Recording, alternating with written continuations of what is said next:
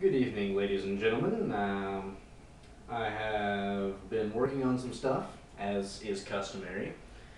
In addition to the chainmail project that I just finished up, which I, for mental reasons, had to get out of the way because I've been working on it for quite some time.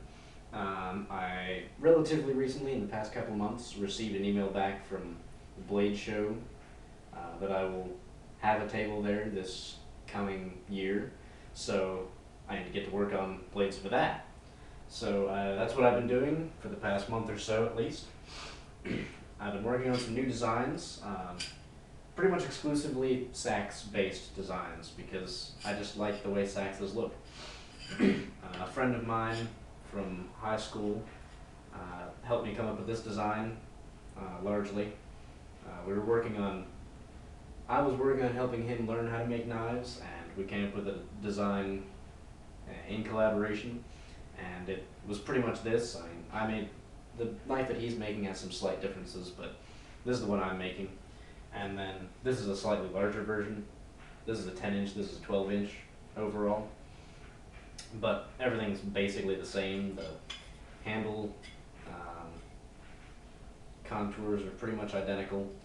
The blade shape is exactly the same, except the blade on this is just 2 inches longer. And then I'm making 4 of these and 6 of these and 6 of this larger 18-inch sax. The medium knife and the larger sax will both have fullers because I just love fullers in blades. And then this will have a pretty deep bevel, probably a flat grind. Still not sure if it's gonna have like a standard, I want to say it's a saber edge, or if it's gonna have a Scandinavian ground edge. I'll just have to figure it out. These are almost certainly gonna be Scandinavian edges, but time will tell. They're all 5160 quarter inch because I was able to get a couple of bars of that stuff from McMaster Carr. I think they were, yeah, like, well, look at this one's video here. 4 inches wide, as you can see, by 6 feet long by a quarter inch, and I think those were like $60, and then shipping on top of that, so I got like 4 of those, which should keep me making blades for some time now, I think.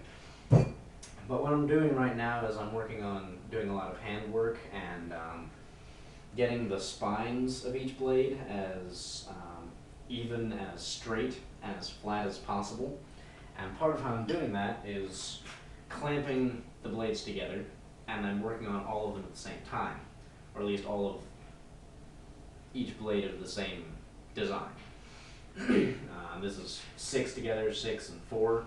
I think I'll probably do batches of 4 when I use this technique in the future, because 4 is just a little easier to deal with, especially with larger blades like this, because this is just a heavy piece of work to be holding onto a grinder or moving around, hand sanding.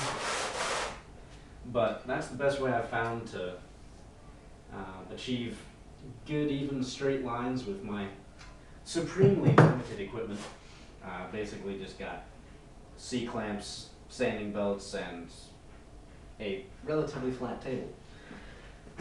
So, I mean, it takes a long time, but it seems to work pretty well, and I'm just working on getting it all evened out and flat and polished and smooth and shiny.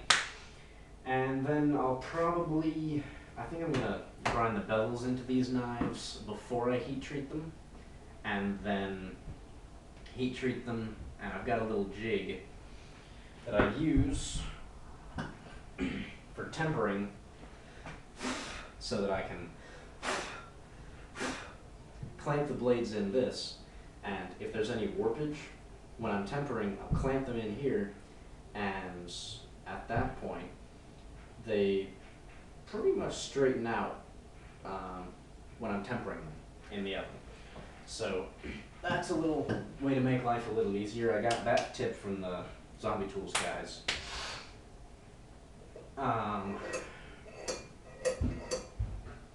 And any extra warpage that I might not have gotten out that way, I'll just sand out. It'll slightly thin the profile of the blade, but not by a whole lot. And then I think I'll have to grind the fullers in after it's hardened, so that way I'll remove the majority of the material that I need to take off in the bevels when it's soft, and then I'll need to leave the fullers off until it's hard so that I can have a better surface area on the blade itself to clamp on with the jig. So sacrifice has to be made, but it's not a big deal. I like grinding fullers anyway. I just like the way they look. And they tend to affect the blade pretty nicely. They make it sound better and look better and handle better, depending on the fuller. I just like the way they look, so that's what I'm doing. I'm putting them in because I like the way they look, largely. I'm just a superficial blade judging kind of guy.